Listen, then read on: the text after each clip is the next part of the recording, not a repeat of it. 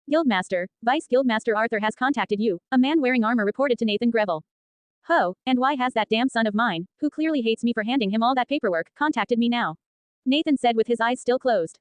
He has invited you to your grandchild Asher Greville's 14th birthday party, the man replied. Did nobody tell him that this old man is exploring a damn SS rank dungeon? Why the hell would I have any time to attend such things? Nathan said, ignoring everything his guild member had just said. Guildmaster, he has sent a video message for you, the man said, playing the recorded voice. A hologram appeared, showing Arthur sitting in his office. Father, I know you will probably ignore the invite, so I will not force you, Arthur said. Yeah, that's how you should behave, you crazy bastard, Nathan thought. Don't worry about Asher, he will just be sad, so I will support him in his tough times. Please handle all the guild work yourself because I will have to resign regretfully, the hologram said before closing. Nathan opened his eyes, which were gleaming dangerously. This fucking brat dares to leave that huge pile of paperwork to this fragile old man. He said, with two veins popping on his forehead. How are you fragile? The guild member thought, not having enough courage to say it to Nathan's face. Tell all the guild members I will be out for 2 weeks and tell them to stay away from the vicinity of the dungeon for the meantime, Nathan said. Boom. Nathan jumped off the big stone, leaving a crater behind. It seems I haven't beaten him enough to fix that battle maniac head of his. Nathan scoffed while darting off towards Soren at an incredibly high speed. Sigh, but you could have used the teleportation gate, the guild member left behind said, watching Nathan take off towards Soren. Asterisk asterisk asterisk asterisk asterisk asterisk asterisk asterisk asterisk asterisk asterisk asterisk asterisk asterisk asterisk asterisk. Lucas was overwhelmed with emotions as he saw Asher appear. He was a young 10-year-old who had experienced difficult times, and he worried that Asher and his sister might be harmed. However, when he heard Asher's response, he was relieved. Who are these people, Lucas? His weak twin sister, Livia, asked as she opened her crimson red eyes. They are people who will take us with them and treat you well, Lucas told her directly. What? Livia jumped out of her bed. Don't worry, I will explain everything to you, Lucas said as he calmed his sister. This is my twin sister, Livia, Lucas introduced her to Asher and Emmy. Liv, they are from the family our father was from, Lucas explained to her so she could understand the situation. What? But mother said to stay away from them, Livia said as she hid her head under the thin bedsheet. Don't worry, I am here to take you to the place you deserve to live, Asher spoke before Lucas could explain further. However, Asher's indifferent face did not help much in this situation. Livia was even more terrified of Asher now. She looked at Lucas, asking him for help. Lucas moved closer to her and she whispered to him. Are you sure they will not hurt us? Livia worried about her and her brother's safety. Don't worry, if he wanted to harm us, he would have done it already. Lucas tried to calm his sister down. Lucas was strangely comfortable with Asher, even though nobody in their right mind would think of being with Asher as comfortable in any way. He always radiated an, don't trouble me, aura, and his cold demeanor kept people from getting close to him. Livia was a bit shorter than Lucas, and her body was weak due to an unknown illness. She was a bit more normal for her age than Lucas, since most of her time was spent lying in bed and chatting with Lucas. Her eyes were innocent, unlike Lucas's sharp eyes, which were a bit like Asher's. Although Lucas's face was not as emotionless as Asher's, the way he carried himself was a bit like Asher. His rough life until now had made him let go of any emotions like guilt and remorse. All that mattered to Lucas was his goal of taking care of his sick sister. I am Asher Greville, the current heir of the Greville family and your cousin. Your father, as you know, was the little brother of my father and his name was Ivar Greville, Asher introduced himself in an attempt to calm Livia a bit. He did not know how to behave in front of children. I will tell you more about your father and introduce you to the rest of the family later. But right now, we need to leave this area. You might not know it, but your condition is quite serious and you need to be treated as soon as possible, Asher explained their situation to them. After hearing this, Lucas and Livia looked at each other and nodded, signaling their approval. Asher turned to Emmy, who was standing there watching their interaction. He told her to carry Livia to the car, as she might not be able to walk properly in her condition. Lucas followed behind Asher, keeping his distance to Livia short in order to assist her whenever she needed his help. Asher didn't mind Lucas's behavior and was confident that after saving Livia, she would trust and follow him faithfully. When they arrived at the front of Asher's Rolls Royce, both Lucas and Livia were surprised to see such a fancy and cool car. They had only ever seen hunter vehicles in their area and luxury vehicles like this were new to them. Lucas sat quietly, but Livia, who was in Emmy's arm, was looking around the car with shining eyes.